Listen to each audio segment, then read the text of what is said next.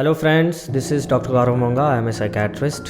मोहित और शिवानी में रोज़ बहुत ज़्यादा झगड़े होते हैं और अब तो बात इतनी बढ़ गई है कि वो डाइवोर्स के कगार तक पहुंच गई है। जब डिटेल में उनकी हिस्ट्री ली गई तो ये सामने आया कि जो मोहित है उसको शिवानी पे शक है, उसको शिवानी के कैरेक्टर पे शक है कि उसका कहीं और एक्स्ट्रा मैरिटल अफेयर चल रहा है। फिर मैंने अलग अलग से सबको इंटरव्यू करा, मोहित को, शिवानी को, उनके पेरेंट्स को।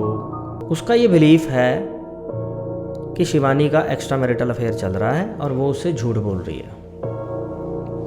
फिर मोहित को जब पूछा गया तो मोहित को बहुत फर्मली ये बिलीव था कि हाँ, मेरी वाइफ का कहीं अफेयर चल रहा है, उस वजह से हमारे झगड़े होते हैं। मैंने बहुत बार देखा है कि ये फ़ोन पे थोड़ा घर के किसी कोने में जाके लंबी लंबी बातें करती है, अपना फ़ोन देने में हिचकिचाती है। जब शिवानी को पूछा गया तो शिवानी ने कहा कि मैं एक बहुत ही सिंपल से घर से हूँ और ऐसा सोचना भी मेरे लिए बहुत अजीब है कि मैं अपने हस्बैंड को छोड़ के किसी और के साथ अफेयर करूँ।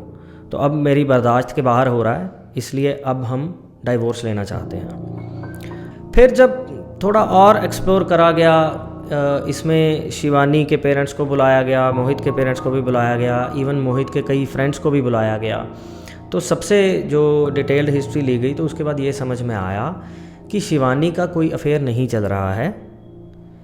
ये मोहित के मन में एक शक बैठ गया है। मोहित जो है वो एक तरह की मानसिक बीमारी से ग्रस्त है जिसको कहा जाता है डिल्यूजनल डिसऑर्डर। और ये जो स्पेसिफिक डिल्यूजन है जिसमें एक हस्बैंड अपने वाइफ पे शक करता है, या वाइस वर्सा भी हो सकता है, वाइफ अपने हस्बैंड पे शक करती है कि उसका कहीं अफेयर चल रहा है या उसके कैरेक्टर पे कुछ प्रॉब्लम है, तो इसको कहा जाता है डिल्यूजन ऑफ इनफिडेलिटी। तो ये एक तरह का मानसिक रोग है जिसको डिल्यूजनल डिसऑर्डर कहा जाता है, डिल्यूजन ऑफ इनफिडेलिटी इसको कहा जाता है। ये एक ऐसा रोग है जो हमारे समाज में बहुत ही कम लोगों को पता है। हमने बहुत से केसेस ऐसे देखे हैं जिसमें एक्चुअली में डाइवोर्स हो जाते हैं, जिसमें जो हस्बैंड वाइफ है वो सेपरेट रहना शुरू कर देते हैं और 20-20 साल तक उनको समझ में नहीं आता है कि जो हस्बैंड की तरफ से जो शक हो रहा था वो एक बीमारी की वजह से था।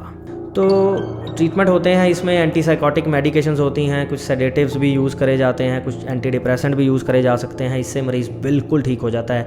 इन दवाइयों की सबसे अच्छी चीज़ ये है कि कम डोज में भी ये कुछ ही दिनों में, इवन 4-5 दिन में ही अपना असर दिखाने लग जाते हैं और मरीज़ के सिम्टम कम होने शुरू हो जाते हैं और वो शक जो था उसका बिल्कुल क्लियर हो जाता है। पेशेंट एकदम से नॉर्मल हो जाता है, उसको याद भी नहीं रहता कि उसको इस तरह का कोई शक था भी कभी।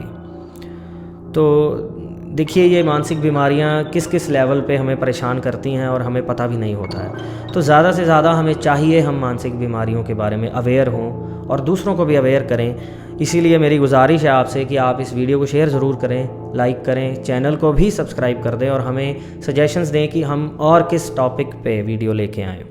तो आशा करता हूँ आपको आज ये डिल्यूजनल डिसऑर्डर या डिल्यूजन ऑफ इनफिडेलिटी के बारे में कुछ चीज़ें समझ आई होंगी। Thank you.